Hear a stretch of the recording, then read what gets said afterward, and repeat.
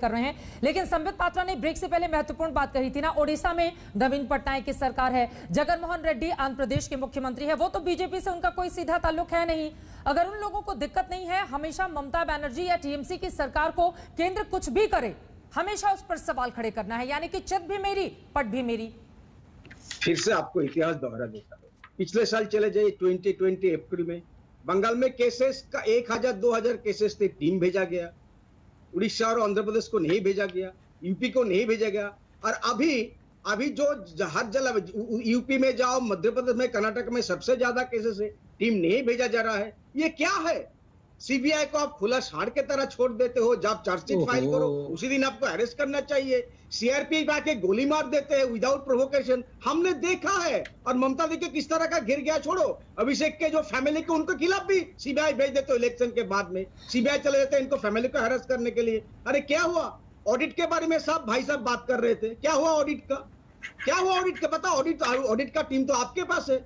1 साल हो गया, कोई ऑडिट नहीं हुआ, इसका मतलब कोई करप्शन नहीं है। फिर भी आप कहते हो करप्शन है। ट्रिपल चोर 4 चोर कह के आप इलेक्शन लड़ा, क्या हुआ इलेक्शन का नतीजा सबको पता है। तो हम क्या कहें?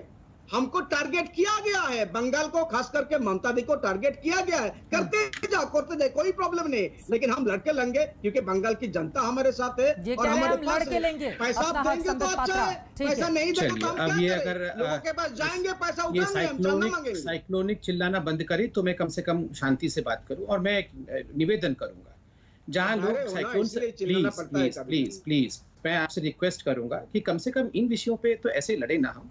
ये अच्छा लगता है क्या?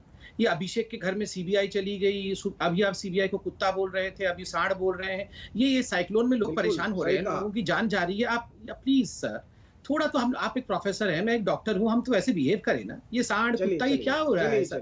Please let's behave as what we are. देखिए मुझे बहुत दुख हो रहा है इस बात का। ममता दी को ममता बेगम क्या कहते थे? क्या ममता बेगम, ममता दीदी, साइक्लोन के बीच में क्या हो रहा है? आप डॉक्टर प्लीज चित्रा जी, मैं इसमें लड़ने से मनोजीत मंडल तूफान पर ही रहे। एक बार सुन लीजिए संबित पात्रा को, फिर अपनी बारी में आप बोलिएगा। ठीक है, कोई बात नहीं। चलिए। मुझे तो कभी कभी लगता है चित्रा जी, अगर दूसरे देश के लोग हमारी बहसों को देख ले तो कुछ लोगों की तो जान भी जा सकती है। उनको विश्वास भी नहीं होगा कि साइक्लोन हो रहा है और यहाँ पर इस प्रकार की लड़ाई हो रही है। आप बताइए क्या क्या बेतुकी बातें हैं। Supreme court, high court, CBI, ED, ये अभी विषय उन सबका है। कल तो सुप्रीम कोर्ट ने कहा कि ममता बनर्जी को अगर सीबीआई चाहे तो उनके खिलाफ केस चला दे, क्योंकि किसी मुख्यमंत्री का ये राइट नहीं है कि वो सीबीआई के दफ्तर में आके धरना प्रदर्शन करे। कहा ना, कल ही कहा है सुप्रीम कोर्ट ने। क्या सुप्रीम कोर्ट के कहने पर सीबीआई ने गिरफ्तार कर लिया ममता जी को? नहीं किया।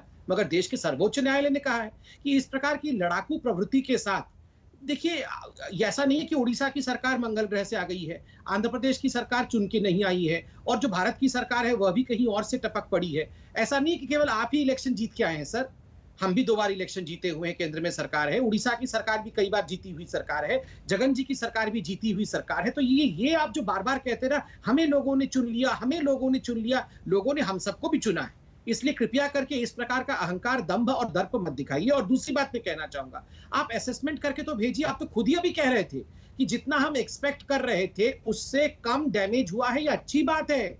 400 करोड़ दिया है, मगर उड़ीसा कह रही है ज्यादा डैमेज हुआ है, उनको इसने 600 करोड़ दिया है। क्या इस पर भी राजनीति करेंगे हम कि उनको 600 करोड़ क्यों दे दिया? इससे निकृष्ट और इससे छोटी राजनीति नहीं हो सकती। और आप कह रहे हैं कि सीआरपी ने गोली मार दी, एनडीआरएफ की टीम यहाँ पर क्या कर, क्यों? जब एनडीआरएफ की टीम अभी आई है, अच्छा काम कर रही है, आर्मी के लोग पानी में डूब कर अपने जान को खतरे में डालकर लोगों को बचा रहे हैं, तब तो आप कुछ नहीं कहेंगे। बाकी समय आप एनडीआरएफ, आर्मी, बीएसएफ सबको गाली देते फिरेंगे। ये उचित बात नहीं है मंडलदा, ये अच्छी बात नहीं है। देश में एकाकी होना चाहिए। हम सब एक देश के सिपाही हैं, एक देश के हम नागरिक हैं। ये किस प्रकार की लड़ाई है? खासतौर से बंगाल और केंद्र को लेकर ऐसा हाल फिलहाल में होगा क्या?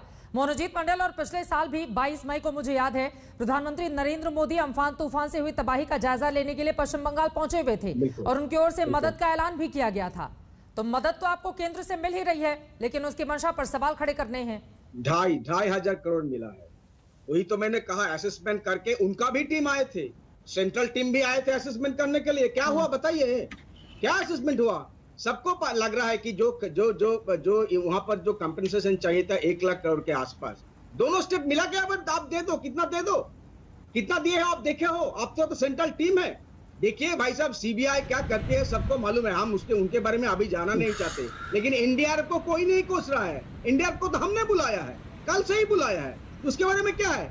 सीबीआई तो वो तो आपका टीम नहीं है ना, आपका कोई तो किसी का तो पर्सनल प्रॉपर्टी नहीं है। अगर ये आपका पर्सनल प्रॉपर्टी तो अलग बात है। सीबीआई और एनडीआरएफ को आपस में क्यों मिला रहे हैं मनोजीत मंडल? सीबीआई तो जांच कर रही है ना।